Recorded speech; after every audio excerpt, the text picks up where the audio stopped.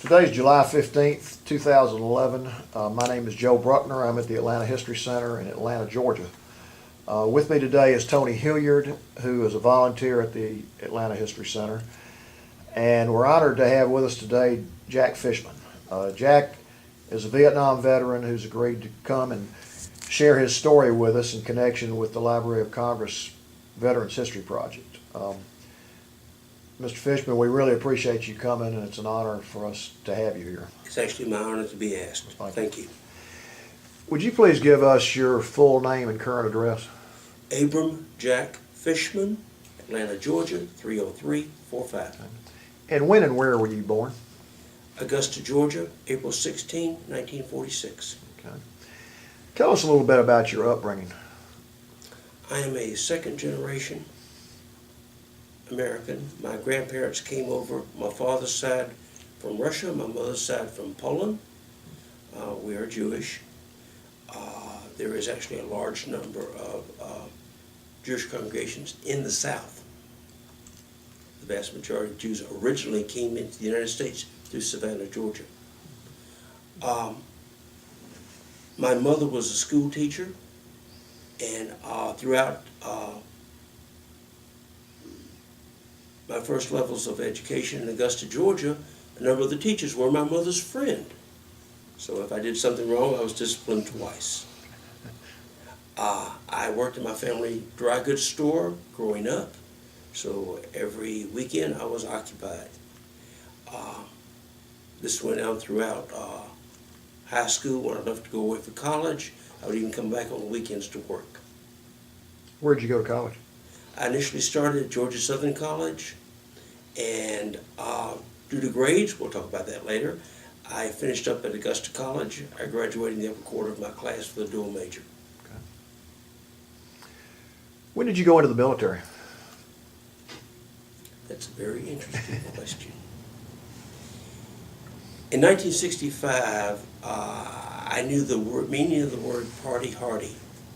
I just flunked out of college for the second time. Myself, as well as other friends I knew in high school, realized there was a good probability we were going to be drafted, and we were trying to seek to avoid, if possible, the escalating Vietnam War. 3 Army Reserve units in Augusta, Georgia were being formed. Several of us talked about it and determined that a new company, the 319th Transportation Company, had the least amount of training requirement for active duty. So a number of us joined the 319th Transportation Company in Augusta, Georgia. I joined in November of 1965. Our initial summer camp was going to be our basic training because I didn't think we'd ever be activated. So initially it was intended that our basic training would last 2 weeks. And then we'd be part of the reserve unit and serve our 6 years with reserves. In November of 1966, I was notified to report for basic training to Fort Benning, Georgia. So that didn't matter. Went through training, basic training at Fort Benning, Harmony Church, leave over the Christmas holidays. In January, we drove out to Fort Huachuca, Arizona for transportation school, which lasted 3 weeks. At that point, I was released from active duty, and we thought that would be the end of it. I have a DD-214 showing my release from that training. We then entered the active reserves, a meeting once a month, summer camp in the summer. That was going to be it. Well, continue with your saga of how you ended up back on active duty. Well, we were a gung-ho reserve unit. We did our job as reservists. In February of 1968, with the tent uprising, in March of 1968, Lyndon B. Johnson announced that there would be a call-up of the reserves to supplement the full strength of the military. Selected units would be activated. It averaged out to be 2 units per state. Mine was one of those units. So in April we were activated. We actually went on active duty in May of 1968. We were put on buses. All of our old World War II equipment was turned in. We were on buses. We were bused to Fort Lee, Virginia, and given up-to-date equipment. We trained with the new equipment in Fort Lee, Virginia through September of 1968, where we shipped the C-141s, where you fly backwards, to Vietnam. We landed in 2 different planes.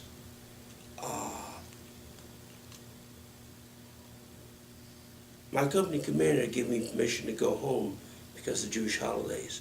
But he told me we were getting ready to ship. If I got a phone call, I needed to come back immediately. The second day of Rosh Hashanah, I got the news, and I had to say goodbye, and my father put me on a plane to Fort Lee. The next day, we shipped. What was the reaction of your family when you got that call? There was a lot of crying, but then there was a lot of crying within all the families of 319th.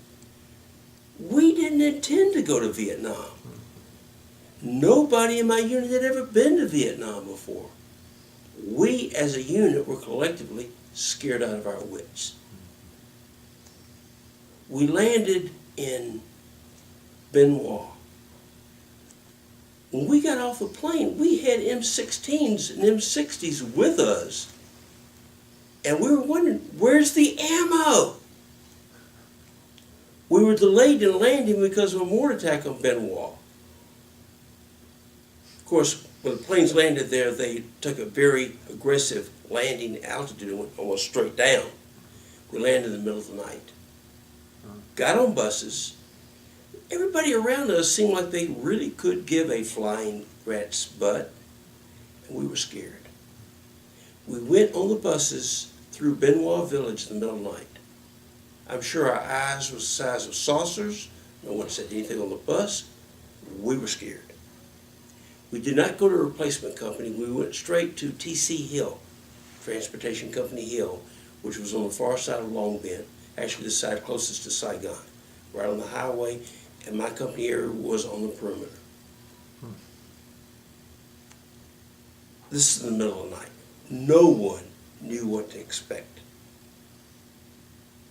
To tell you I was scared? Yes, we were all scared. And we started then a 1-month acclimation to Vietnam. Our equipment had not arrived yet. Our trucks were being shipped by ship. So we actually could not get on the road. We went with other companies on convoys. We could not get on the road completely till then. And we began a routine. Every day, someone would wake you up and you were on a convoy.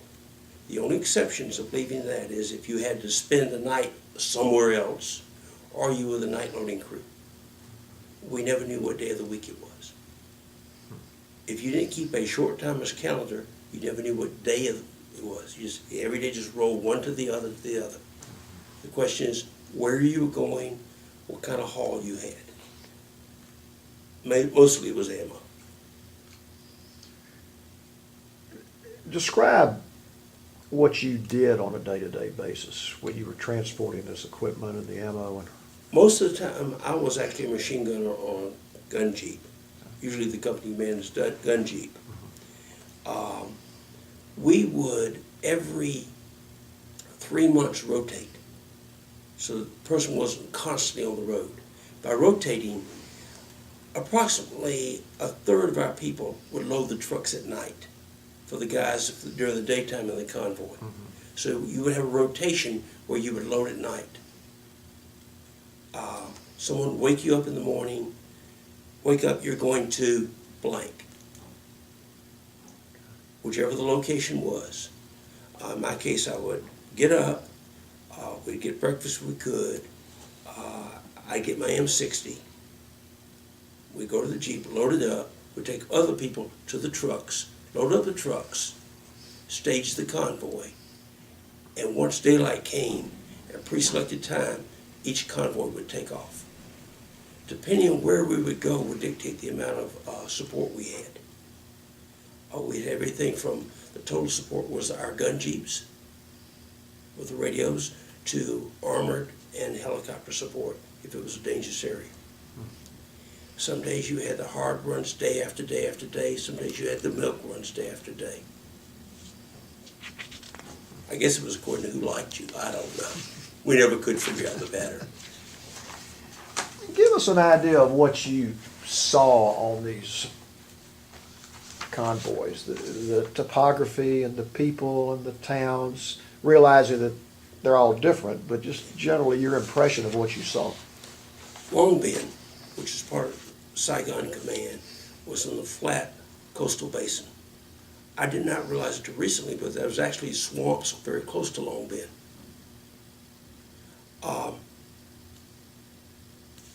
I've never seen a green as a rice paddy, the green of a rice paddy. We would see rice paddies, the flat, leaving Long Bend to go through Saigon, or to go to Cu Chi or Tay Ninh. Tay Ninh to Quan Loy, you were going into the highlands. Start to get into hilly, never got more than real hilly, because 3 Corps was mainly the flatlands. It would be common to go by rivers, by marsh, by jungle. Now the roads were sprayed with Agent Orange, and several times we were actually sprayed. But the roads were kept clean of vegetation for 100 yards on each side. I believe I have a great deal of Agent Orange problems with that. Almost everyone in the company does have that. But I have respiratory problems 42 years later. If the vegetation had been allowed to go to the side of the road, probably none of us would be here. It would be too easy to ambush the trucks. I went through one major ambush and several shooting instances. Describe those for us.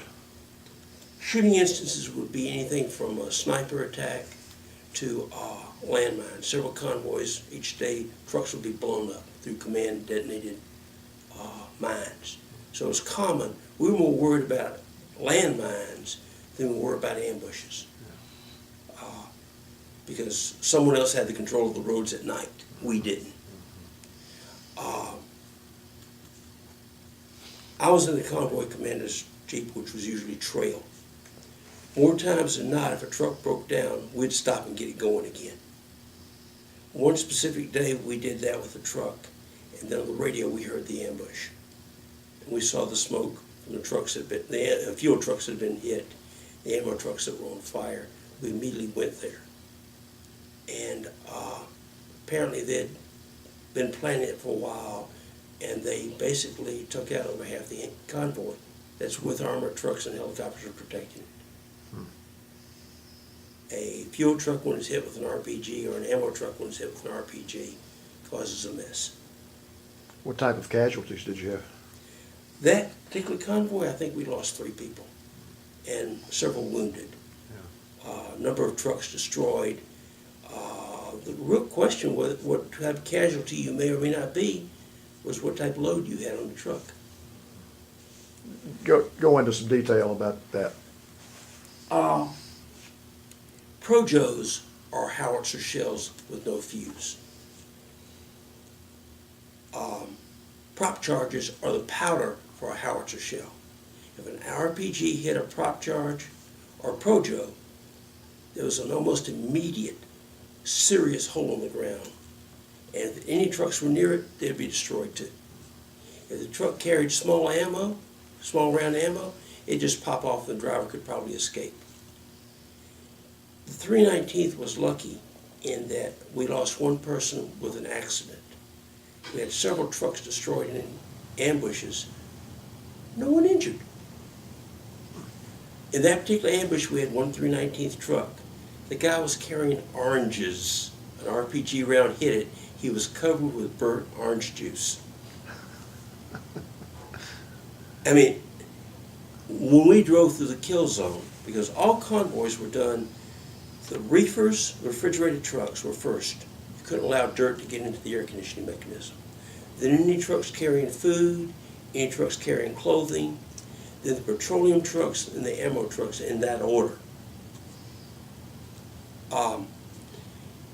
The ammo trucks, the fuel trucks, if they were hit, they were destroyed. This particular truck was destroyed, but the driver, like you said, he was covered with burnt orange juice, but he was right in the middle of the kill zone. He was very, very lucky. when we went through the kill zone, we actually stopped by that truck. It was on fire. I got in the truck to see because I thought the driver might still be in there.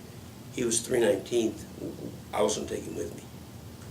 And he wasn't in the truck. Later we found he'd gotten in an armored vehicle and he was waiting for us at Quanloy. Quanloy was on the Cambodian border. Later, after we'd left Vietnam and the military went into Cambodia, that's the area they went into Cambodia at.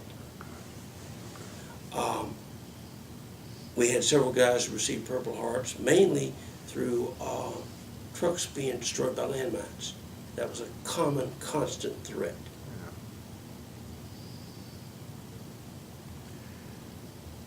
How often did you get ambushed? Like I said, I was in one major ambush. I think the 319th itself was in 3 major ambushes, and I'm not sure how many shooting instances. Could you describe those ambushes? Well, the one I was on, one was heading towards Tay Ninh, 2 towards Quan Loy. One was in February, 2 Quan Loy, one was in February, one was in May. I was in the May 2nd, 1969 Quan Loy ambush. Yeah, describe that one.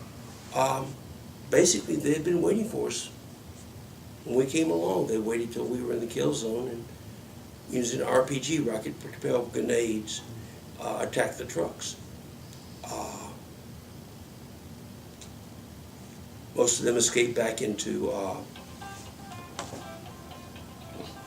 Tony was asking me the date of the ambush. Was it May 69? I thought that's May 2nd, 1969. Okay, here. Okay. And make sure that stuff shows that. Okay. This is good stuff here. Interesting stuff. Oh, An infantry ambush, you were taught certain ways to handle that. but let's get this on the tape, because this will be, for people watching this, would be interesting. So we just, let's roll it. An infantry ambush, we were taught in basic training to attack the ambush. When we were ambushed, we were taught, get away from the trucks. You were seeking cover behind an ammo truck, so they missed you by 3 feet and hit the truck. There's a hole in the ground. What have you accomplished? And you'll probably be evaporated, depending on what the load is. So we were told in the case of an ambush, if you couldn't run the kill zone and get away from it, get away from the trucks. And in the case of the Quan Loy ambush, the way they started is they actually, a sniper killed the driver of a track and it blocked the road. Our trucks were top heavy. You could not, the roads were domed in 3-core because of the constant water. So if you went off the road, there's a good chance you'd flip over. You could not pass anyone. The roads were that narrow. So you had to stay on the road. And if something blocked the road, that was a problem. And that's what they did.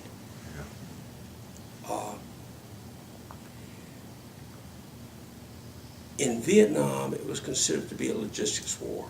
From our perspective, they wanted ton miles. The more the merrier. So they would constantly overload the trucks. The question was not how much weight the truck would hold, was did it have more room on the truck to put more ammo?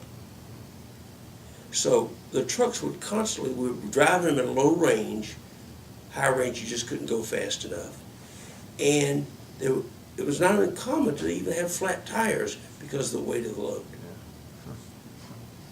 Someone came up with the idea, we drove 5-ton lights, which were overgrown deuce and a halves, of hooking a dolly to the rear and then putting a complete trailer, a tractor trailer on that. You could maximize your load. But that would wear out the drivetrain of the truck. They could always get more trucks. The problem was, by doing that, the trucks were not maneuverable at all. If you would take a sharp turn, there's a chance you'd lose your load or turn over. You couldn't brake quickly, and you could not go off the road. Well, in this May 2nd ambush, did the enemy disengage voluntarily, or did we bring in air support, or how did you get out of that ambush? They disengaged voluntarily. They did their damage. Several of them were killed. Then they got out of there. Yeah. We brought in support, but they'd already did their damage. They came, where we were ambushed was very close to the Cambodian border. They came over at night and did it. Yeah. While we were in Vietnam, someone thought up the idea that if we were ambushed, the best thing to do would be to saturate the area with CS, gas. All of us had our gas masks, right?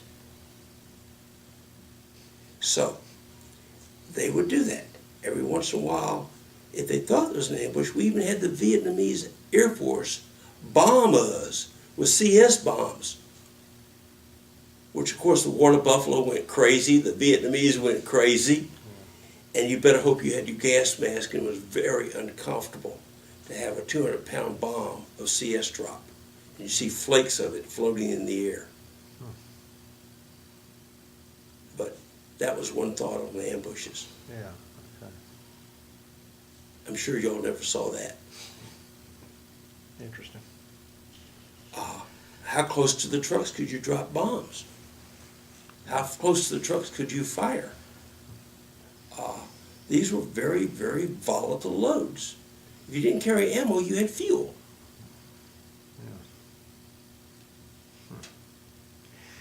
Now, you were with the reserve unit that you had been with from your initial training, is this correct? That's correct. So you knew all these men well before you went into the military, is this correct? Number of them I knew in grammar school. That is unique in Vietnam, but describe what that was like day to day facing danger with guys that you'd grown up with since first grade. Truth be known, I'd have been terrified to do otherwise. On our convoys, if a truck had a flat tire, the people in the rear would take care of it. If a 319th truck had a flat tire, every 319th truck would stop and would fix that flat tire. On those convoys, if there was another 319th person in the convoy, I knew I was never alone. For that matter, in that May 2nd convoy, when they had the ambush, when we ran the kill zone, there was one 319th truck on fire. We stopped at that truck. I got in the truck to see if my guy was still in the truck or not. We didn't do that with the other trucks. Yeah. If he'd been there, he was coming with me. Yeah. It was a friendly relationship. We would all drink at the club together. But if I had trouble, I knew there was always somebody from the 319th that would help me. That was sort of a special experience then, It was wasn't a it? special experience. One night when I was on the night loading crowd, somehow I backed over razor wire. And the razor wire got entangled in the rear tires. And it froze the axle. The tires would not move. Now I've got to move the truck. I didn't have equipment.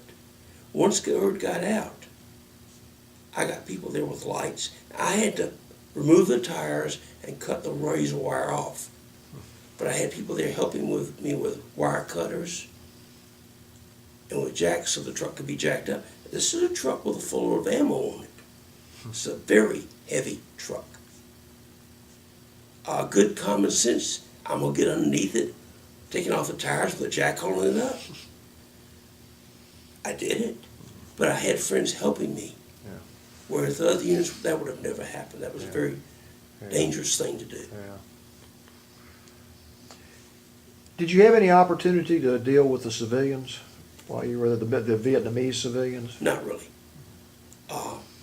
Other than the mama sons that did the cleaning and the hooches, we would not really come in contact with them because we would run our convoys. Yeah. And for that matter, to have them get in our way was dangerous. We would consider they were trying to set us up for an ambush. Yeah. So no, we did not come in contact with them. If anything, we'd push them aside. Yeah. I'm sure they didn't like it. Yeah. Now, we saw them on a regular daily basis. We got to know the topography of the routes. We saw it every day. So we would see changes sometimes, but we would never actually deal with them. Okay. We expected to have a full tour of Vietnam. I went on R&R in June of 1969. I went to Sydney, Australia. One other guy went on R&R with me. We got word President Nixon had gone on TV. The first reductions in forces in Vietnam would include the Reserve and National Guard units that had been activated. We were going home early. Now, the most humiliating thing, the most, I'm trying to think of the right word for it, demoralizing thing that happened to us in Vietnam was not the ambushes. It was not the constant work. We had no days off except to do maintenance. Someone came up with the idea, what if a major ambush we would lose a hometown unit? What if when these guys went home, we would lose major units at a time? So they broke up the 319th and they put us in other transportation companies. I went to the 86th Transportation Company, another unit. It was extremely demoralizing. Now I knew I did not have the protection we had of the group. We still knew each other. If I saw a 319th guy, we were going to help him. Very shortly thereafter, I was on a gun jeep with the 86th. I injured my foot and I became the armorer in the armory. And if you went to the 86th Transportation Company, very shortly thereafter, you'd realize that the armory and the company headquarters had a lot of 319 people in it. We got ourselves off the road. Most transportation companies, the average truck driver was not that well educated. Yet we were very well educated. There was a difference. While we were there, even though a 5-ton light cannot carry as much as a tractor trailer can carry, we set records for ton miles. We're more interested in doing our job, less interested in goofing off. I'm not even sure if we had any Article 15s in the whole company. There were actually people in Vietnam that went AWOL. I cannot imagine that. But there were. We did not have that problem. Now, we had disciplinary issues, I'm sure. Just guys together getting mad at each other. But nothing really.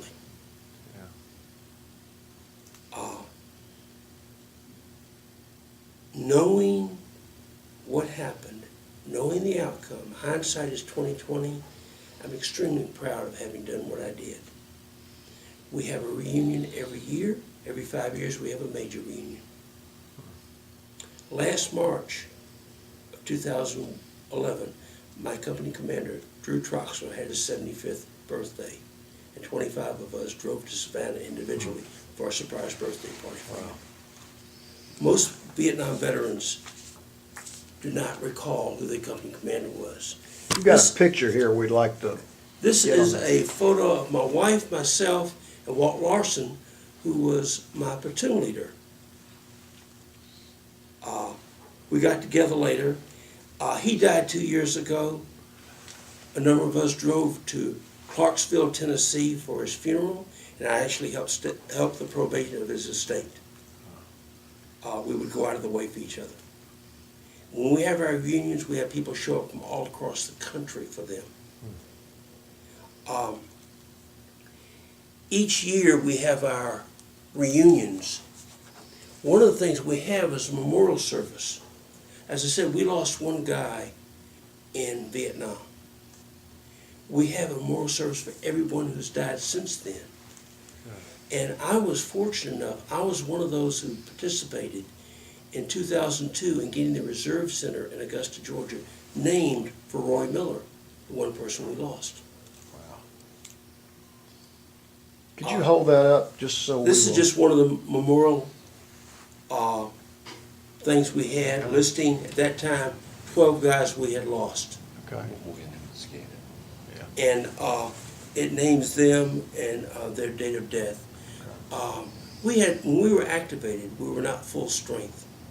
So we had some people from some other reserve units join us. We had several people that were regular Army or draftees join us. From an Army perspective, I guess they were corrupted by the reserve mentality. As I said, our nickname was Troxers Truckers. But we also had a nickname of the Smoke Bringers, because our first sergeant, who was regular Army, he was fond to say, "I'm going to bring smoke on you." So we called ourselves. And this is, again, the memorial from 2002.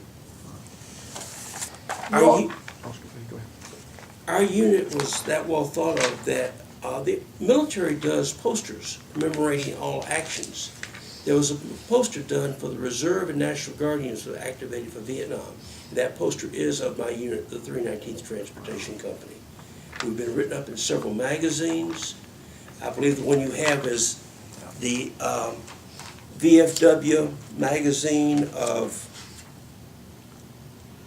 April 2008, and it has a half-page write-up on the 319th to include a copy of the poster. I have this poster mounted in my home, as do the rest of us. That's a real honor to your unit. Yes, it was. This is a listing of the various posts that we went to in the route map in Vietnam, of the various places we convoyed to. Okay. Having said that, we convoyed, I might in the convoy go to Phu Vinh, and then there was a request that take 2 of our trucks and take ammo to a given fire support base. All of that depended on the safety of the roads. So a one-day out and back convoy might be a RON, return overnight, or return 3 days later. We never knew. Okay. So in any given convoy, although we may plan to be back that evening, we never knew when we might truly get back. So you had to be prepared to spend the night in the field every time you went out, I guess. Well, the field is a base. It wasn't in the bush like an infantry unit might be doing. And typically what they would do to keep their own people is we'd be on perimeter duty. Because I had an M60 machine gun,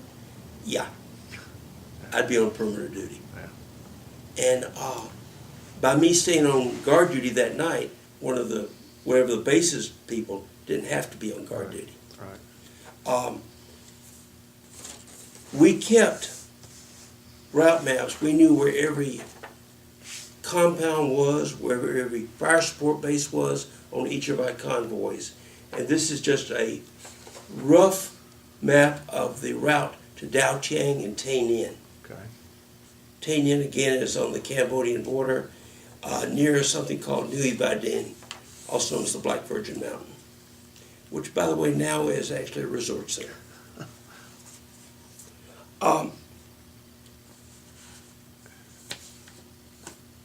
I received a Army Commendation Medal with V device for my actions during that convoy. A number of people in my unit received either ARCOMs with Vs. We actually had 3 Bronze Stars in my unit with V devices. Well, congratulations to you and your unit. You should be. I know you're proud of that. I'm very proud. For life, I will be known personally as I am a Troxler's trucker. Yeah. Now, I started this, I joined the reserves because I flunked out of college. When I left Vietnam, I went back to college. I graduated with an undergraduate degree in both accounting and management. I graduated in the upper quarter of my class. Right. I became a special agent with the Internal Revenue Service. In my career, I was married, and I have a law degree. I went to school at night. Vietnam served me a very useful purpose. I'm very proud to have been. I grew up over there, as did a number of other guys. I want to ask you something about your return. I know there have been many stories told about how some of the veterans were treated when they returned from Vietnam. How were you treated by, not necessarily just friends, but people that knew you had gone to Vietnam? Well, let me digress. Most people went to Vietnam were total strangers. They never knew what unit where they were coming from, and they went home by themselves. We went to Vietnam in the most uncomfortable cargo planes you can imagine, and we flew back in the same model plane. When we landed in Bush Field in Augusta, Georgia, we were greeted by the city. 2 different planes, 2 different times. We were greeted by our loved ones. In terms of that, we had a welcome. In terms of being a Vietnam veteran later on, we were treated like any other Vietnam veteran. I will say this, though. In going through my schools as a special agent, those that were Vietnam veterans were singled out and given special treatment, whereas a number of the people who were not veterans had to prove themselves. I remember instructors saying, "You guys have already proved yourselves." And that was appreciated. Yes. When I went through my schools as an agent, one of the schools, we called it T-School or Treasure School, it was the school to teach you to be a law enforcement officer, was extended by 1 week because we were taught riot control training. This was down at the time, in 1972, of the anti-Vietnam riots. They expected to put us in riot gear in front of the Treasury building, the IRS building in D.C. Very glad that didn't happen. We were trained to do that. Now, one of the most uncomfortable experiences in the military in basic training is to go through the gas chamber, to have to put on a gas mask, and CS gas. That 2-week basic training thing we went through, we did that. In basic training, we did that. In training for Vietnam, we did that.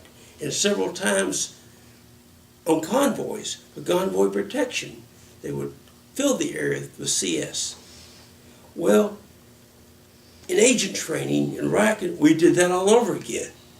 I was thinking to myself, how many times do I have to do this already? You'd become pretty good at that eventually, didn't you? That's a skill I just as soon not have. Thank you. It's the most uncomfortable thing. I'm married. I've been married since 38 years. Married in 1972. I have 2 adult daughters. And I retired from the IRS in October of 1997 and immediately opened my law practice. When were you married? August 20th, 1972. Certain dates you have in your mind. I went to Vietnam September 19th, 1968. I left August 12th, 1969. I was married August 20th, 1972. Those dates you remember for the rest of your life. Yeah. Yes. I have many memories of Vietnam. It is common that I will talk to some of the other guys that were in the 319th at least once a week. And I'm looking forward to August 13th, having a mini reunion with them in Augusta, Georgia. Well, you're very fortunate to be in a position where you were with a unit that went together, came back together, and stayed together, essentially, even though you're spread out all over the country. Yes. I feel honored that we were done that way. Initially, if you had asked anybody at 319th, did they have any desire to go to Vietnam, they would look you square in the eye and tell you you were insane. Having said that, I'm very proud to say that I'm a Vietnam veteran, and the vast majority of members of my unit will say the same thing. In connection with that, did you have relatives that had been in the military before? My father, my uncle were all World War II veterans. Other than that, no. My father-in-law was retired career JAG. My wife's side, my wife is an Army brat. Okay. I remember very distinctly going through basic training at Harmony Church, Fort Benning, in the middle of the winter.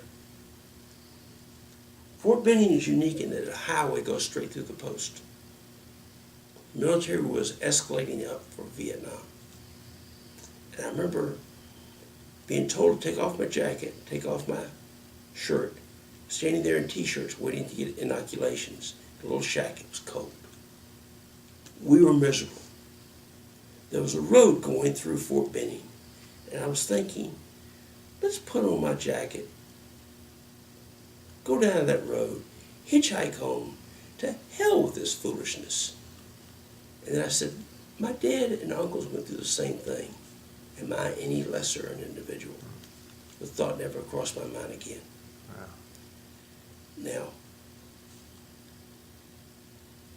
I've always worn a religious medallion. I guess I thought that was my protector.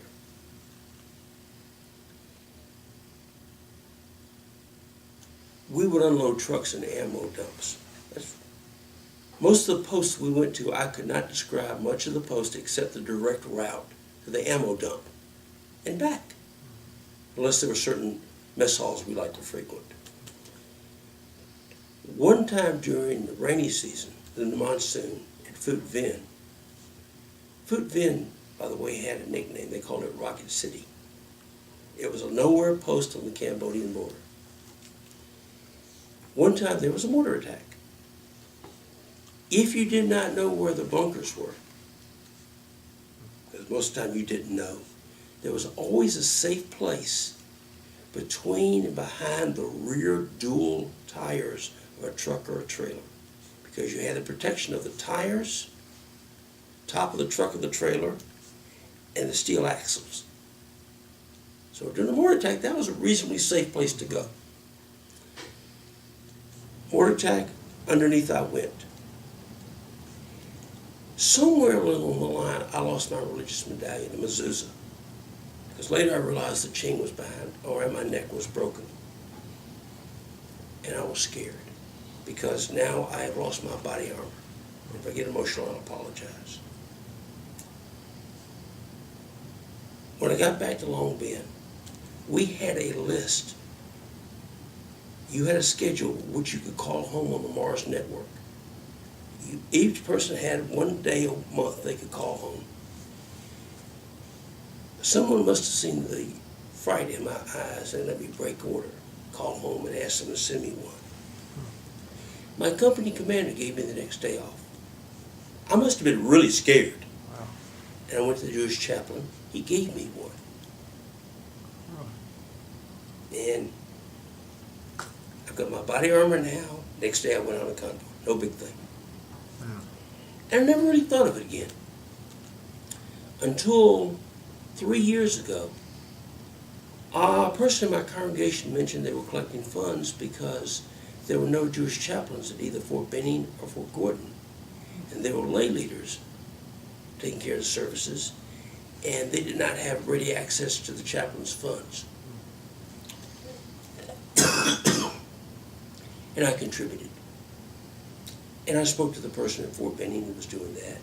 And I asked him, did you have Magen Davids, Star of Davids, or mezuzahs to give to the troops? He said, we don't have the money to buy those. So I said, I have a cure for that. I did some research, found a company that made them, ordered the gross, split the gross between Fort Benning and Fort Gordon, with instructions, give those to whomever asked for them. That's a wonderful thing that you did. What I didn't realize at the time was somebody had funded and paid for the mezuzah that I got. The military did not pay for those. The military did not pay for prayer books or food for the troops. That came from private funds. I didn't know that at the time. Later I found out that's what happened. So we contributed to that for the next generation. Well, that's great that you did that. A lot of soldiers benefited from that. It's, someone looked after me. Payback's hell. Yeah. Yeah. I have jumped around a lot. I apologize for that. No, It's hard to tie a year into one straight line. yeah. Every day floated together. Are there any additional questions y'all may have of me? Well, I want to be sure that you have been able to share everything you want to share. If there's anything you want to say for benefit of people who will see this in the near future or people down through the years, feel free to say whatever you want to say.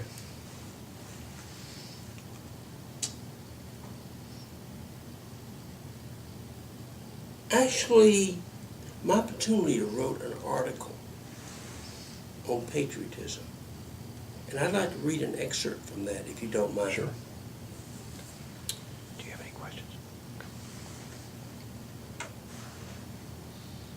After we left Vietnam, we got out of the military, he got out also. He went back as a civilian in Vietnam. And he stayed there till Vietnam fell.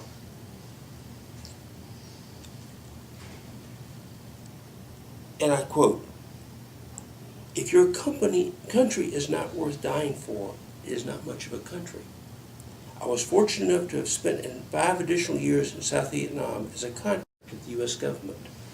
When I left South Vietnam, evacuated in April 1975, I will say that if your country is not worth dying for, it is not much of a country. That applies to both the United States as well as Vietnam. At the end, their troops were not willing to die for their country. It fell. If we're not willing to serve our country, it may have a problem also." Much has been said about the Vietnam veterans. I'm very proud of you, Vietnam veteran. Truth be known, most of us have been very successful in life. And I count Vietnam as a reason I have been successful. I grew up over there. Thank you very much for this opportunity to talk to y'all and to be recorded. I appreciate it very much. I appreciate very much what y'all are doing. Thank you. Well, thank you for what you're doing now, for coming down here, and particularly for your service to our country and your service in Vietnam. And you've got a wonderful story, and you're obviously a wonderful person, and have led and continue to lead a successful life, and we really appreciate you coming down here. Knowing that y'all are veterans too of Vietnam, thank you for your service too. Thank you very much. Thank you.